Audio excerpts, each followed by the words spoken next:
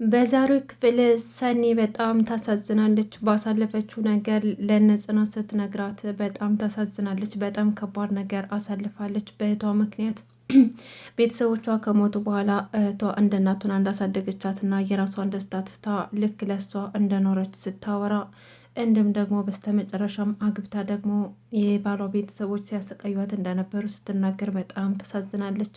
ዛሬ ሀኒ ሽኝት ነበረ ከነ ኪራና ጽናት ቤት ፏ ብለው ሀኒን የሽኝት ፕሮግራም አዘጋጅተውላት ነበር። ሰላም ሰላም! ውድና የተከበራችሁ የቻናል ቤተሰቦች እንዴት ናችሁ? ደህና ናችሁ ወይ? ከኔ ጋር ሁሉም ሰላም ነው። ደስ ቻናል አዲስ ከሆናችሁ ሰብስክራይብ በማድረግ ቤተሰቡ ነው። እንዲሁም ነባር ቤተሰቦች እንኳን ደህና መጣችሁ። ዛሬ ጽናት ድራማ ክፍል 62 ተለቋል። በዚህ ክፍል እንግዲህ በባለፈው ያው ለሀና ዝግጅት ይደረጋል ተብሎ ነበር የታሰበው። ዛሬ ደግሞ እንግዲህ ሰኒ ቤቷ ሆና ብዙ ስሜታዊ ሆና እየተጎዳች ብቸኝነት እያጣጣመች ትገኛለች ማለት ነው። በዛ ላይ ደግሞ ስልክ እየተደወለ ይረብሿታል። የሚረብሿት ደግሞ እነማን ናቸው? የእህቷ አማቾች ማለት ነው። እንግዲህ እህቷ ቤተሰቦቿ ከሞቱ በኋላ ልክ እንደ እናቱና እንዳሳደገቻት እና ከዛም በኋላ ደግሞ ብዙ ስቃዎችን ካሳለፉ በኋላ ካገባችም በኋላ ደግሞ አማቶቿ እንደሚያሰቃዩት ያንን ሚስጥር በውስጧ ይዛ ምንም እንዳልተፈጠረ ሆና ብቻዋን ስትሆን እያለቀሰች ከሰው ጋር ስትሆን ደግሞ እንደ ፈንዲሻ እየሳቀች ነበር ስታሳልፍ የነበረው። ዛሬ እንግዲህ በሯን ኩላ ክፍቱን ትታው ብቻዋን ተክዛና ስታለቅስ ስልክ እየተደወለባት ቋን ሴትዮ አትተኝም እንዴ? ምን ባደርግሽ ነው የምትተኝ? እያለችም ስትማጸን ነበረ። ከዛም በኋላ እንግዲህ ምሮ በሩን ብታንኳኳ የሚሰማ ሰው ስለሌለ ቀጥ ብላ ገባችና ዛሬ ደግሞ ጭራሽ በሩንም አትዘጊውም እንደ የውጭ በር እኮ ክፍት ነበር አለቻት። አዎ አሁን እኮ ወደ ውጭ ሂጄ ተመልሼ መጥቼ ነው። ይቅርታ እንኳን ደህና መጣሽ፣ እንዴት ነሽ? ሰላም ነሽ ብላ ምሩን ትቀበላታለች። ከዛም በኋላ ምሩ ደግሞ የሰኒን ሁኔታ ያስተዋለችው፣ ቆይ ሰኒ ግን ሰሞኑን ምን ሆነሽ ነው? ብቸኝነት እያበዛሽ ነው፣ ትተክዣለሽ፣ ፊትሽ ትክክል አይደለም፣ የተፈጠረ ችግር አለ እንዴ? ደግሞ እኮ ሰው ብቸኝነት የሚያበዛው ከሆነ ስቃዩ የሚረዳው ሰው አጥቶ የሚያዳምጠው ሰው አጥቶ ከዛ ጭንቀቱ ለመደበቅ ሲፈልግ ብቻ ነው። እና ችግር ካለ ንገሪኝ፣ ምንድነው የተፈጠረው? እያለችም ስትነግራት ነበረ። እንግዲህ ሰኒም ደግሞ ምንም ነገር የለም እኔ ደህና ነኝ ብላ ነገሮችን ለማለባበስ ትሞክራለች። ከዛም በኋላ እሺ በቃ አሁን ልነሳና ምግብ ነገር ላዘጋጅ ትላት። እሷም ደግሞ እንደማትፈልግ ነግራት እሺ በቃ ቤቱን እናስተካክለው አለቻት። ከዛ በኋላ ምሩ ወይ ካልሆነ ደግሞ ጽናት ጋር እንሂድ፣ ጽናት እኮ ንቶሎ ብላለች። ምክንያቱም ለሀኒ ትንሽ የመሸኛ ዝግጅት ፕሮግራም እናዘጋጃለን ስላለች በስራ እንድናግዛት ትፈልጋለች እና ወደዛ እንሄድ ትላትና ሰኒም ደግሞ በሀሳቡ ተስማምታ ተያይዘው ወደ ጽናት ቤት ይሄዳሉ። ከዛም በኋላ እዛው ሄደው ደግሞ እንግዲህ ጽናት ሰኒን ትጠይቃታለች። ምን ሆነሽ ነው? ሰሞኑን ትክክል አይደለሽም፣ የተፈጠረ ነገር አለ ወይ? ባለፈውም እኮ ጀምረሽልኝ ወሬያችን ተቋረጠ። ምንድን ነው የተፈጠረው? እኔ ጓደኛሽ አይደለሁም? አንቺ እኮ በክፉ ቀኔ ከጎን የነበርሽ እና እኔ ደግሞ ከአንቺ ጎን መሆን ይኖርብኛል። ምንድን ነው ችግሩ? እስኪ ንገሪኝ ላዳምጥ ስትላት የተፈጠረውን አንድ ባንድ ነገረቻት። እንግዲህ ቤተሰቦቿ በልጅነቷ እንደሞቱባትና አባቷ በ3 ዓመቷ እንደሞተና እናቷም ደግሞ ብዙ ሰዓት ቆይ ገና አስራዎች ውስጥ እንኳን ሳትገባ እንደሞተችባትና ታላቅ እህት እንደነበረቻት ተናገረች። ከዛም በኋላ እንግዲህ እህቷ እንደ እናቱና ነው ያሳደገችኝ፣ የራሷን ፍላጎቶቿን ገድባ እኔን ለማስደሰት እሷ ሳትበላ እኔን እያበላች ብዙ ተሰቃይታ ነው ያሳደገችኝ። የሆነ ሪሰርቸር የሚሰራ ባል ነበራትና እዛ ጋር ይታወቁና ቢያንስ እንኳን ትውቃቸውን እንደ ሌሎች ምሳ እየበላች እንኳን አይደለም ስትሰራ የነበረው። ጓደኞቿ ምሳ ሲበሉ እሷ ግን በባዶ አንጀታ ነበር የምትሰራውና ያ ሰውዬ እዛ ምግብ ሳትበላ ሲያያት ምን ሆነሽ ነው የማትበይው ብሎ ሲጠይቃት ያው ዝም ስትለው ውስጧን የተረዳው አውጥቶ 50 ብር ሰጣት። ያንን 50 ብር ግን እሷ አልበላችበትም፣ ለእኔ ብላ ይዛው መጣች።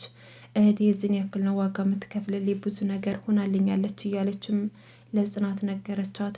እሺ ከዛም በኋላ ምንድነው የተፈጠረው ብላ ስጠይቃት ከዛም በኋላ ከብዙ ትውውቅ በኋላ ከተለማመዱም በኋላ ያገባትና ብቻዋን መኖር ይጀምራሉ። መኪናም ነበራቸው፣ የተሟላ ቤት አላቸው። ከዛም በኋላ እኔ ደግሞ የልጁ እናት ከኔ ጋር ትሆናለች ብላ ይዛኝ ሄደች። እዛ ሄጄ ግን ሴትዮዋ ስታስቀይ ነበረ። እህትሽ በወጥመዷ ልጄን አጠመደችው እያለችም ለእኔ ምግብ እንኳን ስትከለክለኝ ነበር። አስበሽዋል? እየተራብሽ ምግብ አለመብላት ያን ያክል ስቃይ ደርሶብኛል አለች። እሺ እህትሽ የት ነበረች ይህ ሁሉ ሲፈጠር አለቻት ጽናት። እህትሽ ጋር አትሄጂም እንዴ ስትላት፣ አይ እዛ ጋር መሄድ እኮ ጠፍቶኝ አይደለም፣ ነገር ግን የሞቀት ዳሯን ማበላሸት ወይም ደግሞ ክፍተት መፍጠር ስላልፈለግኩኝ ነው እንጂ እህቴማ ለእኔ ብላ ትኖራለች ብላ ነገረቻት። እነዛን ነገሮች ሁሉ ተቋቁም ከኖርኩ በኋላ እንግዲህ እህቴና ባሏ አብረው እየኖሩ እያሉ ድንገት ባልታወቀ ነገር ባሏ ራሱን ሰቅሎ ሞቶ ተገኘ። ከዛም በኋላ የእህቴ አማቾች ልጃችን የሞተው በአንቺ ምክንያት ነው፣ በመተት አስነክተሽ ነው ልጃችን እንደዛ አድርገሽ ራሱን እንዳጠፋ ያደረግሽው ብለው ጥምድ አድርገው ያዟት። ከዛም በኋላ የባሏ መሞት ተጠያቂ እህቴን አደረጓት። እህቴ በጣም ምስኪንና አስተዋይ ልጅ ነበረች። ከዛም በኋላ እንግዲህ ቤተሰቦቹ እናቱ ልጃቸው ሞቶ 40 ቀን ሳይሆን ገንዘቡ ይገባናል ብለው ለውርስ ብለው ፍርድ ቤት የለበሱትን ጥቁር ነጠላ እንኳን ትንሳይሉ ሄደው ከሰዋት ነበረ። ከዛም በኋላ እህቴም ደግሞ የባሌን ቤተሰቦች አላዋረድም ብላ ባዶዬን ነበር የመጣሁት፣ አሁንም ባዶዬን እወጣለሁ ብላ ንብረቷን ሁሉ ትታ ለነሱ ከቤት ወጣች። የዛን ያክል ምስኪንና የዋህ አስተዋይ የሆነችው እህቴ ግን ዛሬ ነገሮች ሁሉ ተገልብጠው ተቀያየረች፣ እህቴ ሌላ ሰው ሆነች እያለች ለጽናት ያሳለፈችውን ታሪክ ነገረቻት። ጽናት ደግሞ ጽናትና ምሩ ይህን ነገር ሲሰሙ መቋቋም አቃታቸው። ሰኒ በዚህ ልክ ይህን ሁሉ ነገር ፈተና ያለፈች አልመሰለቻቸውም። ስትስቅና ስትጫወት ሁሌም ደስተኛ ነበር የምትመስላቸውና በነገረቻቸው ነገር ተደነቁ። ከዛም በኋላ ጽናት እንዴ ሰኒ እኮ በእኔ ችግር ጊዜ እሷ ነበረች ከጎኔ ያለችው፣ እነዛን ክፉ ቀናቶች ሳልፍ እኮ እሷ ነበረች ከጎኔ የነበረችው፣ እምበላው እንኳን ሳጣ አጉርሳኝ፣ እማርፍበት ሳጣ ቤቷን ሰታኝ፣ ብዙ ነገሮቿን ለኔ ያሳልፋ ሰታ ከጎኔ ነበረች። አሁን ደግሞ ከሷ ጎን ሁኜ ደስታዋን መመለስ እፈልጋለሁ። ደግሞ ታውቂያለሽ ምሩ እጇ ላይ እኮ ያደረገችው ቀለበት ወንድ እኮ አስሮላት አይደለም፣ ራሷን በራሷ ነው ቀለበት ያሰረችው። ምክንያቱም ወንዶች ሲያዋት ላጤናት ብለው እንዳይቀርቧትና የፍቅር ጥያቄ እንዳያቀርቡላት እጮኛ ያላት ወይም ደግሞ ባለትዳር እንድትመስላቸው ነው ቀለበት እጇ ላይ ያሰረችው እንጂ ማንም ሰው እኮ አስሮላት አይደለም ብላ ነገረቻት።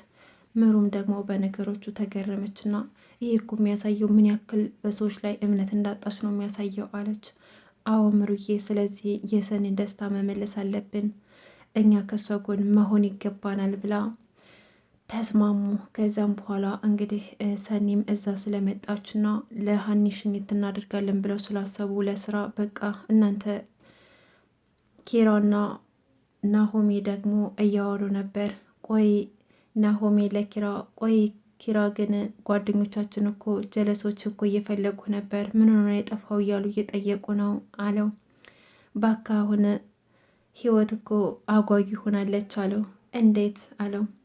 አይ እንደዛ ቤቱን የምጸየፈው ልጅ እንደዛ ውጭ ውጭ ምን ልጅ አሁን ግን ከቤት ራሱ መውጣት እኮ እያስፈራኝ ነው፣ ከቤት ባልወጣ ደስ ይለኛል አለው። አይ እሱ የቤቱ ሳይሆን ቤት ውስጥ ያስቀምጥቃት ወርቅ ናት የምታሳሳ አለው። ያው በለው አንተስ እኔ የማልፍበትን እኮ እያለፍክበት ነው እያለም ሲቀልድበት ነበረ። እና እንግዲህ ናሆሜ ለኪራ አስጠነቀቀው፣ ጽናትን እንዳትጎዳት፣ ጽናት በአንተ ምክንያት ብዙ ተጎድታለች፣ እኔ ባለፈ ነገር አልወቅስም ብዬ ነው እንጂ ጽናት ለአንተ ብላ ብዙ ነገር መስዋዕት ከፍላለች፣ ስለዚህ ካሁን በኋላ እንዳታስከፋት ብሎ አስጠነቀቀው። ኪራም ደግሞ ይሄን አታስበው፣ ይሄን እኮ ለእሷ ብዬ ሳይሆን ለራሴ ነው፣ እኔ ደግሞ ጽናትን ከምንም በላይ አፈቅራታለሁ፣ ስለዚህ መቼም ልጎዳት አልችልም አለ።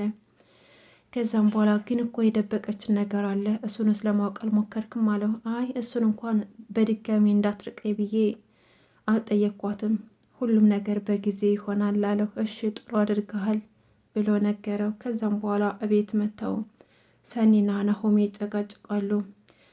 ጽናትና ምሩ ደግሞ ለሀና ዝግጅት ስራ ሊጀምሩ ብለው ወደ ክችን ሲሄዱ እኔ መጣሁ ላግዛችሁ ብላ ስትሄድ አረ አንተ ጎረምሳው አንተ ስራ ልሰራ ነው ብሎ ይፎግራታል።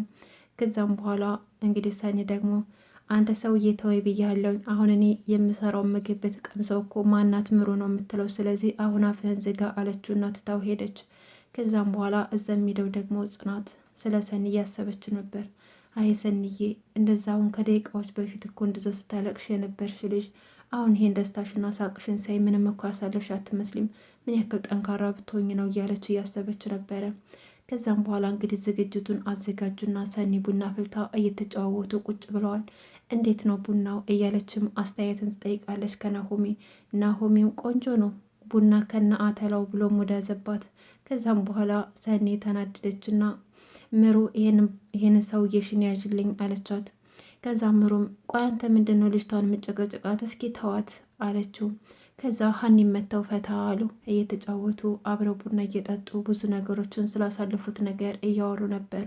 በስተ መጨረሻም እነ ሀኒም እንደገናም ሰኒም ደግሞ ወደ ቤታቸው ሊመለሱ ሲሉ ምሩም ወደ ቤቷ ልትሄድ ስትል ጽናት ለምና አስቀረቻቸው። ቆይ ምን ፈልገሽ ነው? አሁን ተጫወትን አይደል እንዴ ብለው ሲሏት፣ አይ ፊልም እኮ እንድናይ ብዬ ነው እንጂ ለሌላ ነገር አይደለም አለቻቸው። ከዛም በኋላ ተስማሙና ምሩም ናሆሚ ጋር ተቃቅፋ ጽናትም ደግሞ ከኪራ ጋር ተቃቅፈው ፊልሙን ይጀምራሉ። ከዛ ሰኔ ደግሞ አያባካችሁ ይህም ደግሞ የፍቅር ፊልም ነው እንዴ? እኔ አልፈልግም፣ ራሳችሁ ፍቅራችሁን እየቀጫችሁ እኔ ብቻዬን ማ የፍቅር ፊልም አላይም ብላ ቲቪውን ታጠፋባቸዋለች።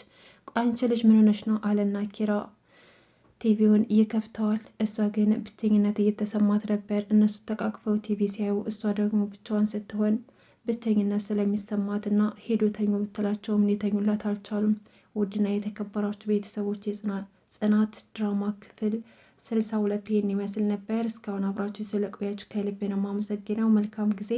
በድጋሚ እስከምንገናኝ ድረስ በያላችሁበት ሰላማችሁ በዝት ተረፍረፍ ይበልልኝ። ሀገራችንን ሰላም ያደርግልን። አመሰግናለሁ።